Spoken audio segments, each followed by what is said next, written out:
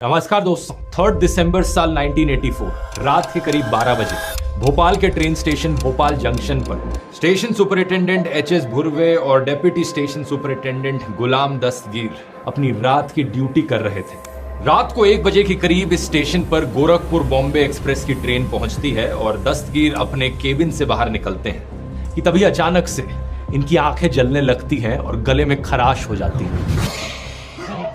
ये अपने सीनियर भुर्वे को ढूंढते हैं उन्हें ये बात बताने के लिए, लेकिन वो कहीं दिखाई नहीं देते। कुछ ही मिनटों बाद उन्हें भुर्वे जमीन पर पड़े हुए दिखाई देते हैं। दस्तगीर उनकी सांसें चेक करने की कोशिश करते हैं तो उन्हें पता चलता है कि वो जिंदा नहीं है। दस्तगीर इमीडिएटली समझ जाते हैं कि यहाँ क्या हो रहा है। असल में बात क्या है कि इस भोपाल जंक्शन स्टेशन से करीब 1 किलोमीटर दूर एक यूनियन कार्बाइड की फैक्ट्री है जहाँ एक बेहद खतरनाक हादसा हो गया है। यूनियन कार्बाइड से गैस लीक हुआ है। 50,000 पाउंड जहरीली गैसेस इस फैक्ट्री से लीक हो रही हैं।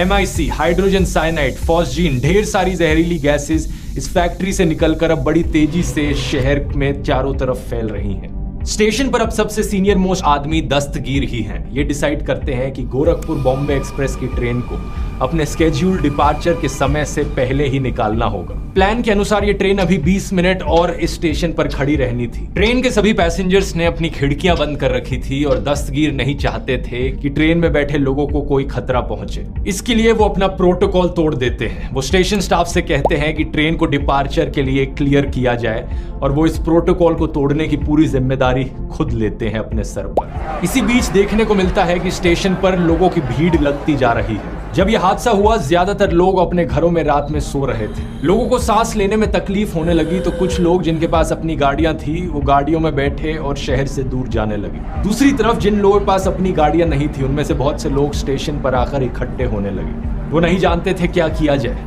भोपाल जंक्शन पर भीड़ धीरे धीरे बढ़ती जा रही थी। चारों तरफ लोग खांस रहे थे, रो रहे थे और उल्टियां कर रहे थे। दस्तगीर एक प्लेटफॉर्म से दूसरे प्लेटफॉर्म पर भाग रहे थे। लोगों की जिस तरह मदद हो सके मदद करने की कोशिश कर रहे थे। ये आसपास के स्टेशंस पर एक SOS कॉल देते हैं जिसके चलते 4 एम्बुलेंसेस, पैरामेडिक्स और रेलवे डॉक्टर्स भी लोगों की मदद करने में जुट जाते हैं। इस सब के बावजूद इस जहरीली गैस से बचना बहुत मुश्किल था।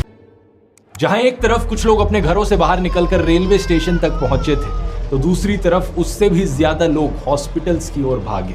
जाहिर सी बात है, रात को सोते सोते अगर आपकी आंखें जलने लगेंगी, सांस लेने में तकलीफ होगी तो आप हॉस्पिटल जाओगे। लेकिन प्रॉब्लम यह थी कि ना तो रेलवे डॉक्टर्स को ना ही हॉस्पिटल के डॉक्टर्स को पता था कि यहाँ क्या हो रहा है। उन्होंने ऐसे सिम्टम्स लोगों में कभी पहले नहीं देखे थे। वो नहीं जानते थे कि लोगों को क्या बीमारी हो रखी है और उसके पीछे क्या कारण है। यूनियन कार्बाइड की फैक्ट्री से करीब 3 किलोमीटर दूर था भोपाल का हमीदिया हॉस्पिटल। उन दिनों इस हॉस्पिटल में करीब 1200 बेड्स की कैपेसिटी हुआ करती थी। रात के करीब 1:15 बजे इस हॉस्पिटल में पहला पेशेंट पहुंचता है जो कंप्लेन करता है कि उसकी आंखों में इरिटेशन हो रही है और इसके सिर्फ 5 मिनट बाद 1000 से ज्यादा लोगों की भीड़ लग जाती है इस हॉस्पिटल में। कुछ डॉक्टर्स इस यूनियन कार्बाइड फैक्ट्री की कंपनी से पता करने की कोशिश करते हैं कि क्या हुआ है, लेकिन वहां से गलत इंफॉर्मेशन इन्हें मिलती है। कंपनी के मेडिकल ऑफिसर LD लोया डॉक्टर्स को बताते हैं कि ये गैस पॉइजनस नहीं है, पेशेंट्स की आंखों में बस एक गीली पट्टी बांध दो, उससे सब ठीक हो जाएगा। इसी बीच superintendent of police Swarajpuri control room में जाते हैं और देखते हैं कि उनका सारा स्टाफ जोर जोर से खांस रहा है और अपनी आंखें मल रहा है। समय था रात के 1:25। वो इस कार्बाइड की फैक्ट्री में फोन लगाते हैं। 2 फोन कॉल्स पर उनको जवाब मिलता है एवरीथिंग इज ओके, सब सही है। लेकिन जब वो तीसरी बार फोन कॉल लगाते हैं तो उन्हें जवाब आता है, हमें नहीं पता क्या हुआ है यहाँ पर sir, we don't know what has happened. रात को 2:10 हॉस्पिटल में पेशेंट्स की संख्या 4000 के करीब पहुंच चुकी थी। भोपाल जंक्शन स्टेशन पर अपनी अलग ही हड़बड़ी मची हुई थी।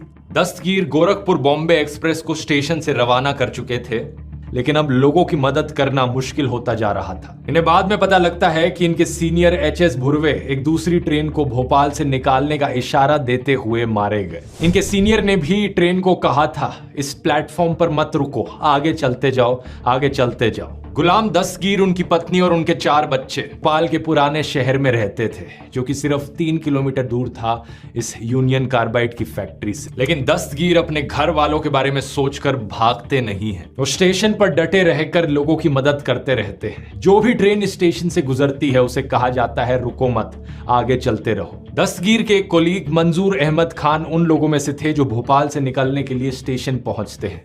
अपने पूरे परिवार के साथ ये स्टेशन आते हैं रात के करीब 3 बजे।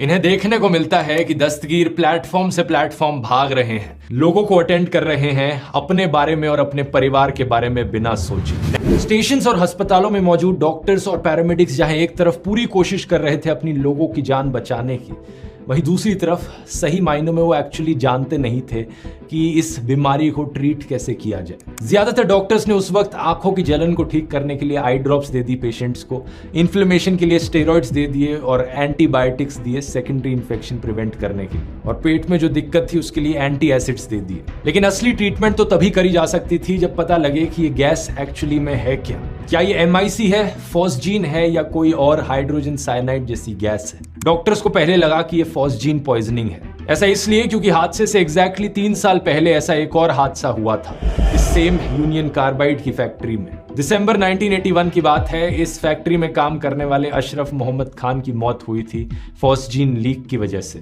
दूसरी तरफ कंपनी की तरफ से बोला जा रहा था कि ये MIC है, इससे कुछ होएगा नहीं, लेकिन सिर्फ इरिटेशन होगी तो बस गीली पट्टियां बांध लो आंखों पर। वैसे MIC की वेपराइजेशन 38 डिग्री सेल्सियस पर होती है, जो कि काफी ज्यादा टेम्परेचर है। वहीं दूसरी तरफ फॉस्जीन सिर्फ 8 डिग्री पर वेपराइज हो जाती है। और भोपाल में दिसंबर की ठंड थी तो यही अज्यूम किया डॉक्टर्स ने कि ये गैस फॉस्जीन ही होगी। किसी को यह नहीं पता था कि जिस वक्त ये फैक्ट्री में हादसा हुआ उस वक्त टेम्परेचर 400 डिग्री सेल्सियस के करीब था। अमेरिका में बैठे कार्बाइड के मेडिकल डायरेक्टर बिपिन अवस्थिया ने भोपाल की अथॉरिटीज को इन्फॉर्म किया कि अगर साइनाइड पॉइजनिंग सस्पेक्ट करी जा रही है तो लोगों को एंटीडोट के तौर पर सोडियम थियोसल्फेट दिया जाना चाहिए। पहले किए गए एक्सपेरिमेंट्स में देखा गया था कि MIC जब जलती है तो वो ब्रेक डाउन हो जाती है हाइड्रोजन साइनाइड में, और हाइड्रोजन साइनाइड को यहाँ काउंटर करने के लिए सोडियम थियोसल्फेट एक सोल्यूशन था। लेकिन बिपिन अवस्थिया अपने इस बयान को 10 दिन बाद भोपाल में हो रही एक प्रेस कॉन्फ्रेंस के दौरान वापस ले लेते हैं। वो कहते हैं कि यहाँ कोई साइनाइड पॉइजनिंग नहीं हुई है तो ये एंटीडोट यूजलेस है। कंपनी की तरफ से एक स्टेटमेंट इशू करी जाती है, MIC साइनाइड नहीं है, इसे कंफ्यूज नहीं किया जाना चाहिए। MIC नेचुरली डिग्रेड कर जाता है एनवायरनमेंट में पानी के साथ रिएक्ट करके। लेकिन कंपनी की तरफ से स्टेटमेंट काफी लेट आई थी। इस वक्त तक ढेरों पेशेंट्स हॉस्पिटल में थे, अपनी ट्रीटमेंट का इंतजार कर रहे थे। तड़पते हुए पेशेंट्स की मदद करने के लिए 8 दिसंबर को German toxicologist max downer sodium thiosulphate की 50,000 डोजेस के साथ भोपाल आते हैं। डॉक्टर्स ने जब सोडियम थियोसल्फेट का इस्तेमाल किया तो पता चला कि एक्चुअली में सक्सेसफुल प्रूव हो रहा था। कई पेशेंट्स रिकवर कर रहे थे इसकी मदद से। लेकिन फिर एक पेशेंट की मौत हो जाती है इसे देने के बाद, और खबर फैलती है कि एक जर्मन डॉक्टर ने सोडियम थियोसल्फेट से हत्या कर दी। इसके चलते इस डॉक्टर को अपनी एंटीडोट्स के साथ वापस भेज दिया जाता है। गांधी मेडिकल कॉलेज के सीनियर प्रोफेसर सोडियम थियोसल्फेट के यूज को रिजेक्ट कर देते हैं। डॉक्टर MN नागू जो डायरेक्टर थे मध्य प्रदेश की हेल्थ सर्विसेज के उस वक्त, वो 13 दिसंबर को एक सर्कुलर में बताते हैं, under no circumstances shall sodium thiosulphate be given unless it is correctly and conclusively proved in the laboratory that it is cyanide poisoning. इस सब के बावजूद कुछ लोग कन्विंस थे कि लोगों को साइनाइड पॉइजनिंग ही हुई है। पहला तो इसलिए क्योंकि जब सोडियम थियोसल्फेट का इस्तेमाल किया जा रहा था कुछ पेशेंट्स पर तो उनमें एक पॉजिटिव इफेक्ट देखने को मिल रहा था, और दूसरा जब भोपाल मेडिकल लीगल इंस्टीट्यूट के डायरेक्टर डॉक्टर हिरीश चंद्रा ने बॉडीज की ऑटोप्सीज करी तो उनको साइनाइड पॉइजनिंग के लक्षण मिले। उन्होंने कहा कि हमें सोडियम थियोसल्फेट ही यूज करना चाहिए। हफ्तों बाद फरवरी में जाकर ICMR भी डॉक्टर्स को इंस्ट्रक्शंस देता है कि सोडियम थियोसल्फेट ही यूज करो। तो यहाँ सबसे बड़ा सवाल ये उठता है कि ये कंफ्यूजन क्यों पैदा हुआ। कंपनी की तरफ से भी, जिस कंपनी की ये फैक्ट्री थी, उन्होंने भी इतना कंफ्यूजन क्यों पैदा किया MIC और साइनाइड को लेकर। इसका सीधा जवाब है कंपनी एक बहुत बड़े कॉम्पोजिशन क्लेम के लपेटे में थी। वो पैसे बचाने के लिए MIC के साइड इफेक्ट्स को कम दिखाना चाह रही थी, और सरकारी अथॉरिटीज भी इस कंफ्यूजन में फंस गए, जिसकी वजह से और कई लोगों की जानें गई जिनकी बचाई जा सकती थी अगर सही टाइम पे उन्हें ट्रीटमेंट दी जाती तो। गुलाम दस्तगीर, जिनकी कहानी मैंने आपको इस वीडियो के शुरू में बताई थी, वो अपनी खुद की जान तो बचा लेते हैं, लेकिन अपनी जिंदगी के वो आखिरी 19 साल ज्यादातर समय हॉस्पिटल में बिताते हैं। साल 2003 में जाकर उनका देहांत होता है। सबसे शॉकिंग चीज इस पूरी भोपाल गैस ट्रेजेडी की कहानी में यह है कि इस हादसे के बारे में पहले ढेरों वार्निंग्स दी गई थी अलग अलग लोगों के द्वारा। कई लोग कह रहे थे कि इस फैक्ट्री में कभी भी हादसा हो सकता है, यहाँ पर सेफ्टी का कोई ध्यान नहीं रखा जाता। लेकिन ना तो कंपनी की तरफ से ना सरकारी अथॉरिटीज की तरफ से कोई एक्शन लिया गया। साल 1981 में जब अशरफ खान की मौत हुई थी कार्बाइड के एक एक्सीडेंट में, इसके बाद मई 1982 में अमेरिका से 3 एक्सपर्ट्स भेजे थे कार्बाइड कंपनी ने, जिनका काम था इस प्लांट के सेफ्टी मेजर्स को जांचना।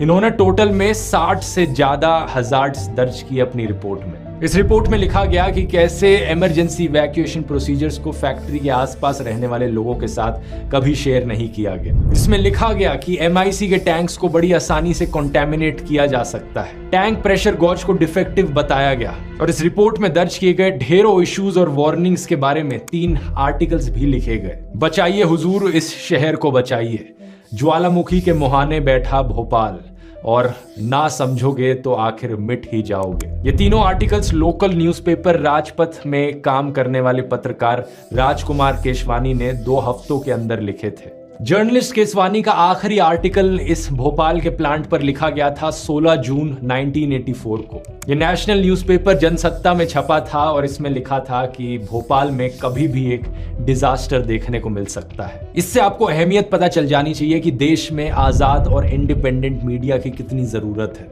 सच बात तो यह है कि केसवानी ने कोई एक्स्ट्राऑर्डिनरी काम नहीं किया, उन्होंने बस अपना रोजमर्रा का काम बेहद ऑनेस्टी के साथ किया और इसलिए आज उन्हें एक अनसंग हीरो कहा जा सकता है। अपने आखिरी आर्टिकल में वो एक और बड़ा खुलासा करते हैं। साल 1975 में भोपाल म्यूनिसिपल कॉर्पोरेशन को MN बुक नाम के एक हाईली रिस्पेक्टेड ब्यूरोक्रेट चला रहे थे, जिन्होंने कार्बाइड को भोपाल से निकालने का नोटिस दिया था। इसके जवाब में इनका ट्रांसफर करा दिया जाता है और कार्बाइड 25,000 रुपए देती है कॉर्पोरेशन को एक पार्क बनवाने के लिए। इस बात से केसवानी का तात्पर्य था कि सरकार में बैठे कुछ लोग कार्बाइड की मदद कर रहे हैं ताकि वो सक्सेसफुली अपनी फैक्ट्री को खोले रख सके। ऐसे ही कई और खुलासे द रेलवे मैन सीरीज में दिखाए गए हैं, जिसे अब आप जाकर नेटफ्लिक्स पर देख सकते हैं। और अगर आप भोपाल गैस ट्रेजेडी की बाकी की कहानी जानना चाहते हैं कि इस कंपनी के साथ आगे क्या हुआ और उस रात फैक्ट्री में एग्जैक्टली क्या हुआ था जिसकी वजह से यह हादसा हुआ, तो इन चीजों को मैंने एक्सप्लेन किया है इस वाले वीडियो में। थोड़ा पुराना वीडियो है लेकिन यहाँ क्लिक करके आप देख सकते हैं।